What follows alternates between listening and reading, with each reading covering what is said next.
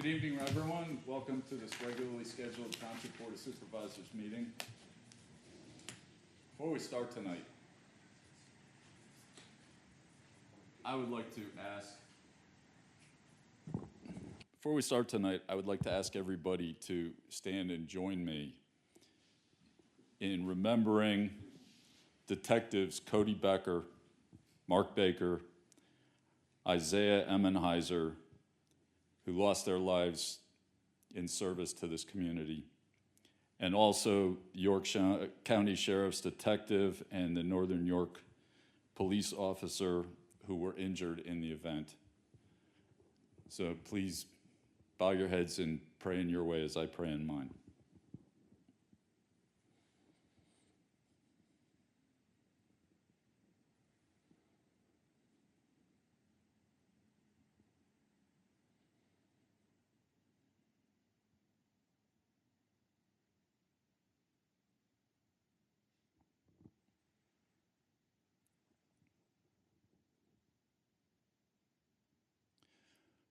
When we pledge the flag in a few short moments,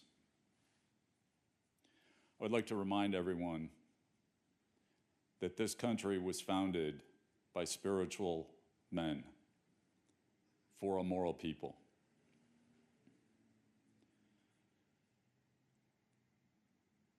When I was a scoutmaster, I did some research into the flag and what it means, and the pledge. There were two words added after one nation. Those two words are under God. There is no comma between one nation and under God. It is one phrase, continuous with no pause. So please join me in pledge to the flag. I pledge allegiance to the flag of the United States of America and to the republic for which it stands, one nation under God, indivisible, with liberty and justice for all.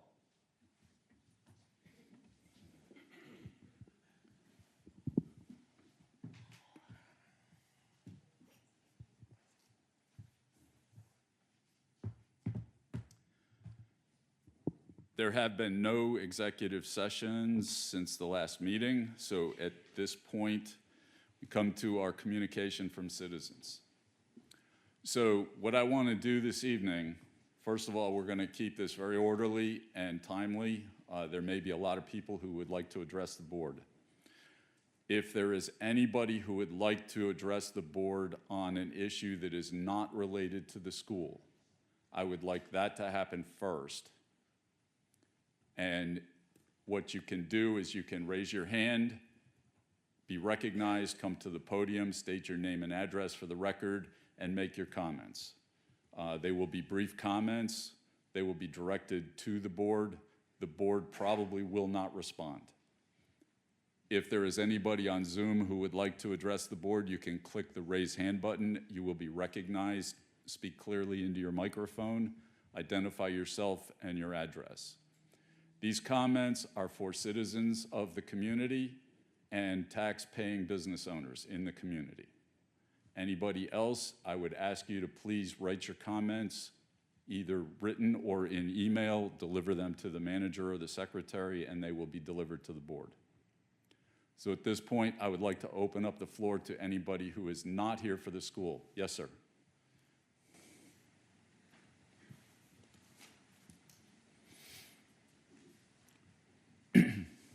Good evening, Mr. Chairman, members of the board. Thank you for the opportunity. Jeff Kirsch, 2700 Eastwood Drive in Haynes Acres.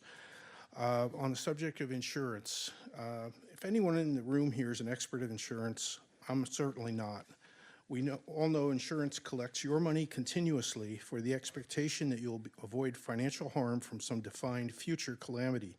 And you probably also know that they are for-profit organizations, not charities, and probably also suspect that you won't hear from them unless they had done thorough and detailed math to set up who they solicit, how they set their premiums, and what they put in all those fine print clauses that escape your notice until you file a claim. all structured comfortably in their favor to profit from this. We all know about life, health, home, auto, and even pets, cell phones, eyeglasses, hearing aids. What's next? Well, you're probably holding a copy or may have received a letter that I got last week. Did you get one? And more importantly, did you send one? The outside is blank, save for the name of the township. But surprise and thanks, it's not a violation notice. It's an insurance solicitation, which with an honest address, I wouldn't have even opened. But since I'm this far, what do we have here? Blah, blah, blah, you're not covered, blah, blah, blah, buy our coverage for only this amount. Oh, what's that in the center? I thoughtfully highlighted it on your copy. The township has partnered with SLWA, a mysterious organization. Again, I'm no expert, but if words still have meaning, partners mean that two or more folks agree to do something, and all of them have obligations, contributions, and presumably benefit. So I'm wondering, what does the township have in the way of obligations, contributions, and benefits? What are they? Or if there's none of that, is this a misrepresentation of a partnership? Our solicitor would know, but I don't, if this is a deceptive marketing practice. Is a cease and desist letter appropriate? I leave that discussion and decision to you. But on the subject of information and risk assessment, which the insurer certainly has done, but I would bet most receiving this letter have not, has the township done any studies or have any data that can or may be made available to residents about any problem areas in the township of ground shifting, equipment age, or other factors to aid anyone considering purchasing this product, permitting an informed decision as to its value? Thank you. Thank you. Is there anyone else on a subject other than the school? Yes, please.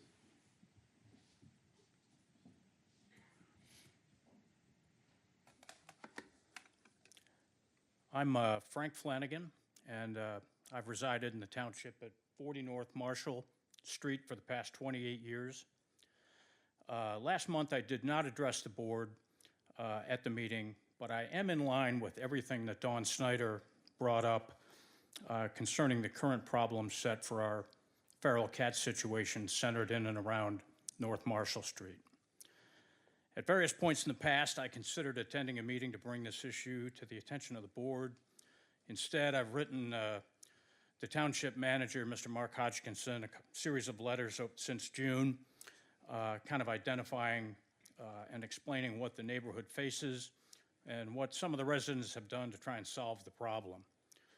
My last letter made mention that I retyped the Manchester Township ordinance from a PDF document into a Word document for a cut-paste exercise should the township look to adopt an ordinance like this. It wasn't an end-all document, but a step to foster some discussion. My opinion is that a feral cat ordinance has merit, and my research into this feral cat problem within the township indicates that this is at least the fourth time during my time in the township that there's been a complaint within the township. 2003, there was a complaint in the vicinity of Kilrenda Road. In March 2015, the township minutes made mention of an anonymous complaint. There was a May 2015 complaint in the Haynes area acres that resulted in a York Daily Record article in April 2015. And our current complaint identifies what really for us is a long-running and continuing problem. My purpose in writing the township manager was to identify the problem, but you can't do that without identifying a solution to the problem or a potential solution. I still want the township to move forward with an animal ordinance that is inclusive of feral cats. To that purpose, I circulated a petition to which I have 28 signatures currently, all in and around the vicinity of North Marshall Street. All of the people that actually answered their door for me to ask about whether they would sign the petition, 20 of 20 signed the petition. That's all I have for the board. Thank you, sir. Is there anyone else who has a non-school related issue to discuss? Anybody on Zoom? All right, now we will move to school. Yes, please.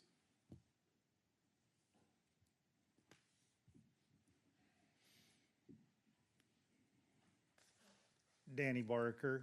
I live in the township at 740 Sundale Drive. I border the school on two property lines. I have a half a dozen or so questions for the board tonight. First of all, it appears that when the school buses are entering and exiting, that they will not be able to enter and exit at the same time because the access drive is too narrow. How is the school going to fix this? If the school buses cannot enter and exit at the same time, does that mean the school buses are going to be lining up on Sundale, waiting to enter while buses are leaving? This will create a huge traffic congestion on Sundale. Please forgive me if I'm a bit short of breath tonight. Number two, is the township willing to allow permit parking on Sundale, given that there will be all of these school buses entering and exiting and possibly queuing, waiting, trying to get into the school bus driveway? If the township is not willing to offer residential permit parking, how are the buses going to enter and exit, especially if there are cars parked along Sundale? Thirdly, how is the required landscaping buffer between the access drive and the adjacent residential property, my property, Danny Barker, going to be installed and maintained? Where is the sidewalk going to be placed adjacent to the bus access drive? Fifthly, how are the students going to safely walk to school during construction without any sidewalks? And lastly, where will everybody park during the construction? That's all I have for you tonight. Thank you. Thank you.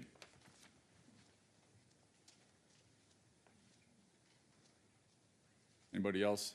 Yes, ma'am.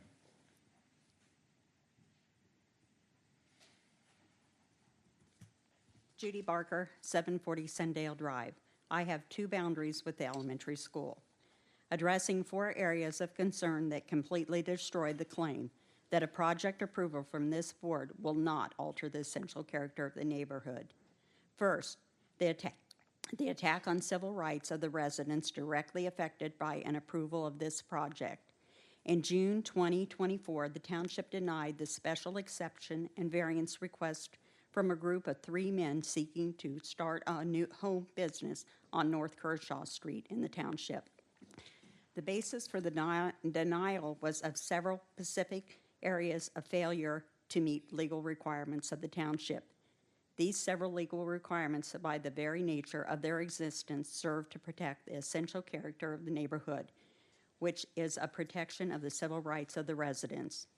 Even though there are no outcry by the residents against it, now this project, if approved, assaults the essential character of our neighborhood on a tremendously larger scale, with the bias against the local opposition of many residents. I ask myself, has not this board recently been the receiver of a threatened lawsuit for a violation of civil rights in connection with this project?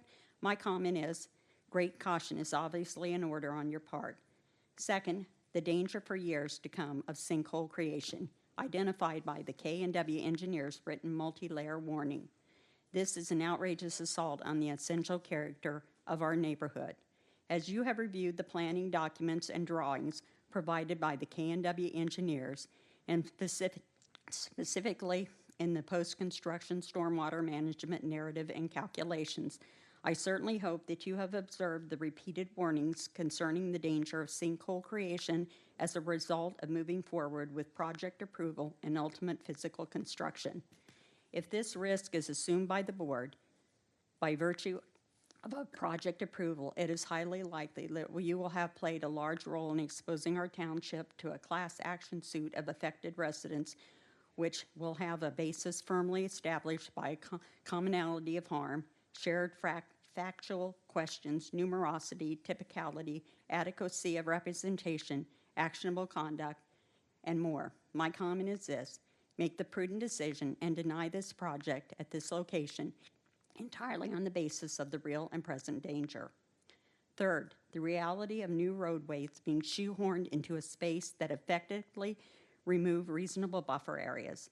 The insertion of site access from Sundale by jamming it into the space formerly home to a walkway is a ridiculous fantasy.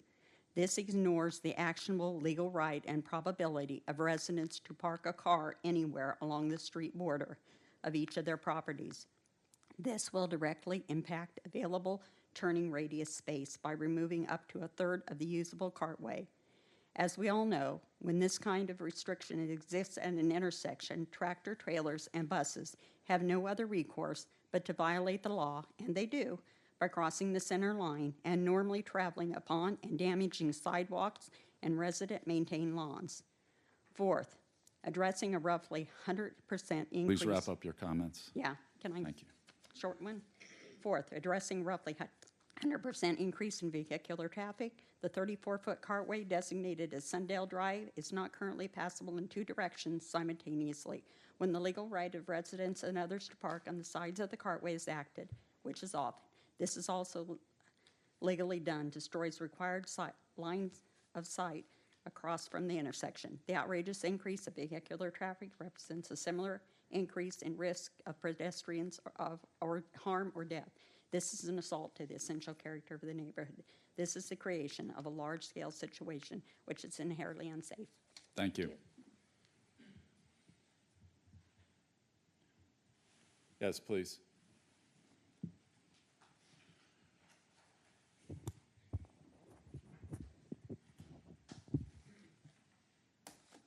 Hi. Hi. Louise Soskin, 2467 Schoolhouse Lane. I also have a property that goes adjacent to the proposed project. Good evening. This time-consuming experience with York Suburban School District trying to push a huge project onto a too small plot of land and a small neighborhood that doesn't want our way of life drastically impacted has been trying, to say the least. It has been one issue after another. First, the traffic study done a week after school closes. Then the second traffic study comes and does not account for the cars coming in from Spring Garden Township. Somehow the district thinks this is okay. At the zoning board hearing, Dr. Krauser testifying under oath that only about 28 cars are in the daily queue at East York when I do have photo and evidence to the contrary. And you can certainly see it. I have copies if you'd like to. The district thinks that's okay. The idea that the buses will fit coming in and out of Sundale, but the drawing that was entered into the township is using the wrong size buses. Somehow that is okay. The kicker comes in, as Mrs. Barker has stated, is that the K&W engineering firm warns the district 7 times in their geological study, using the words like soil modding, dissolution and development, carbonate geologic formations, AKA sinkholes. They warned the district, again, 7 times in this report, even to the point of saying the site owner must recognize the risks associated with the development of sinkholes in areas underlain by carbonate geologic formations. I'm not a scientist, I'm not an engineer, but the words saying the site owner must recognize the risks. Yet here we are, they've already got bids for the building. The neighborhood of 27 homes will literally be adversely affected.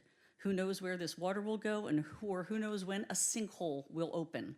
Hopefully, God forbid, no children are walking when this happens. Is this okay? Does any of this sound like sound project management? The answer is no. But York Suburban School District thinks they can push through their ill-planned project no matter the cost of our neighborhood, our children, and the safety. It's not right. Thank you. Thank you.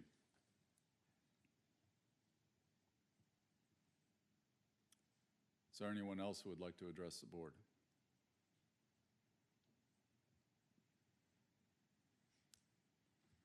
Okay, hearing none, we will move on to engineering reports. Diana? Good evening, gentlemen. I have nothing to update on the report that was submitted. I'd be happy to answer any questions. Any questions? Thank you. Thank you. John, engineering report?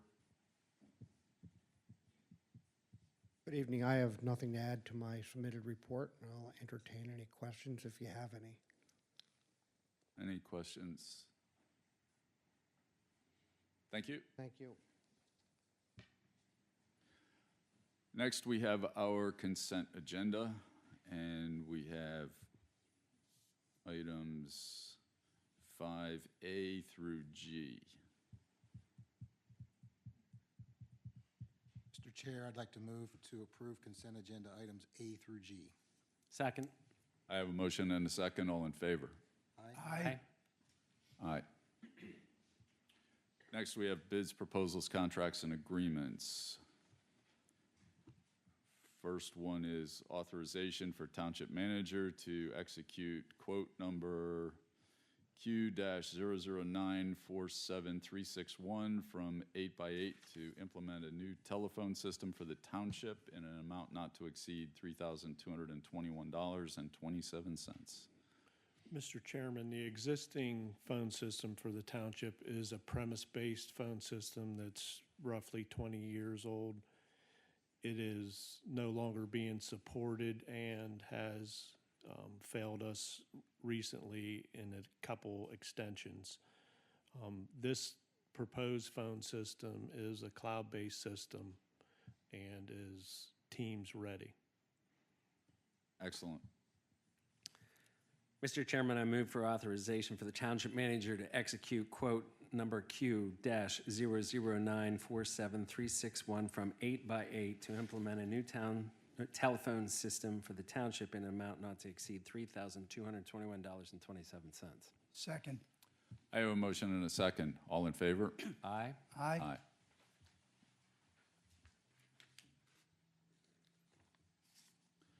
Next, I have authorization to execute settlement and repayment agreement with Bussers for septic and sewage disposal services in the total amount of $37,505.49. Mr. Chairman, Boozer Septic is one of the customers of the wastewater treatment facility and ran up a past due balance of $37,000. And this agreement was drafted by the solicitor and has been executed by the Boozers and is ready for the township's approval. Mr. Chairman, I'd move for authorization to execute the settlement and repayment agreement with Boosters for the septic and sewage disposal services in the total amount of $37,505.49. Second. I have a motion and a second. All in favor? Aye. Aye. All right, now we move on to subdivisions and land development. Our first item is LD, our only item is LD 2024-0003, New East York Intermediate School, 701 Erland Drive. I'm not sure what I can add to what the Board of Supervisors already know. This is obviously a project that's been seen by the Zoning Hearing Board. It's been seen by the Planning Commission, and now it's coming to the Board of Supervisors this evening.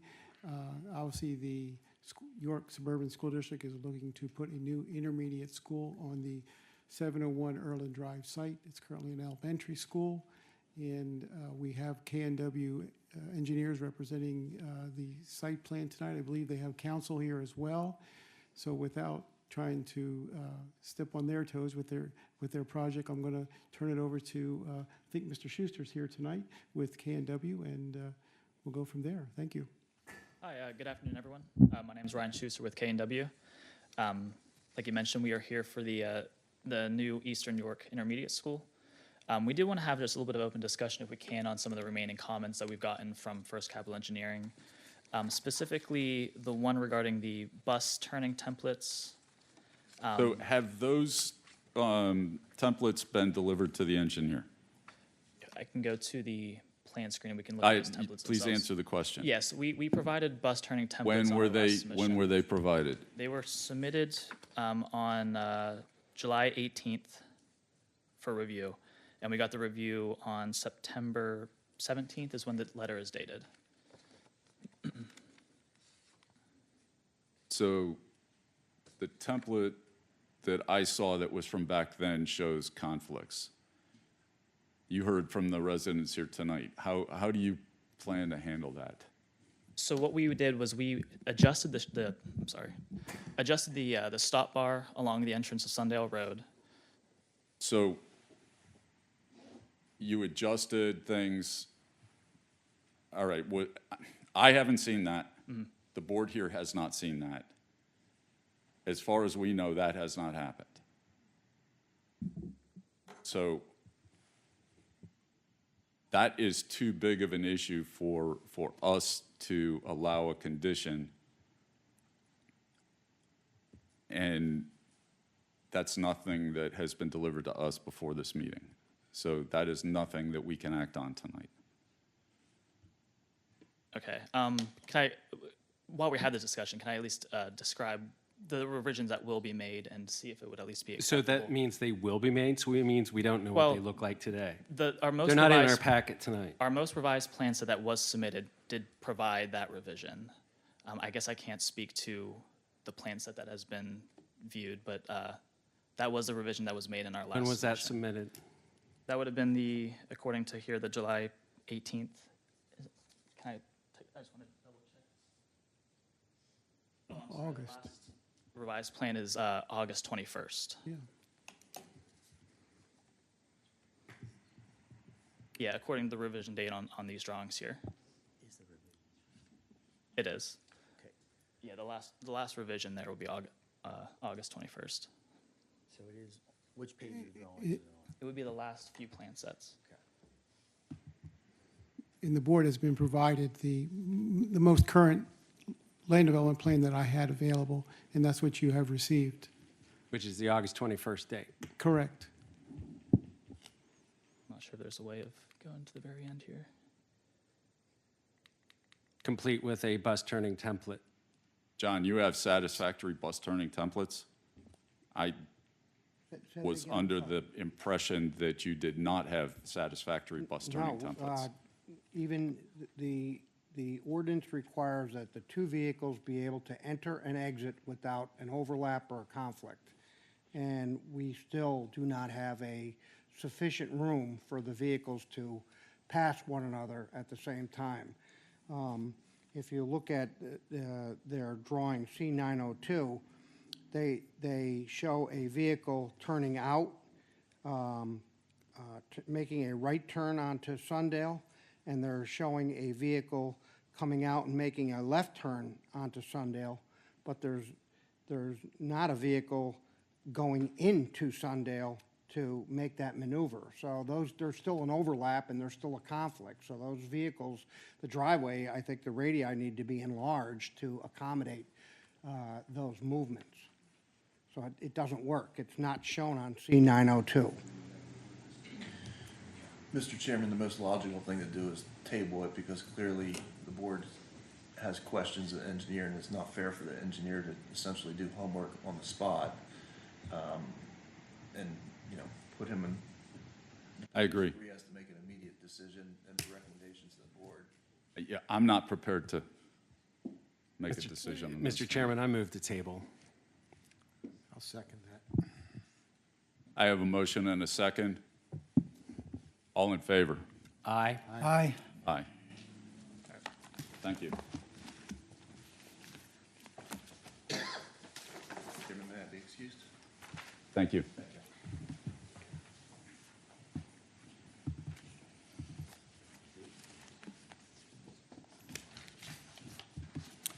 Next, we have communication from supervisors. Do we have anything this evening?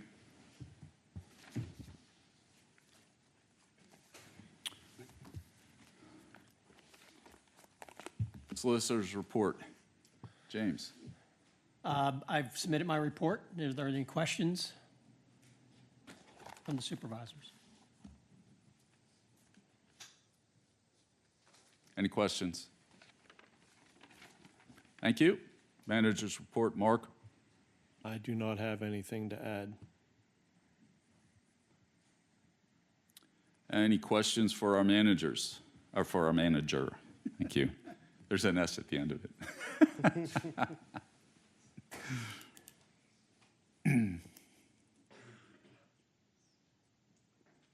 Anything on old business that anyone would like to bring forward? Hearing none, there is no business.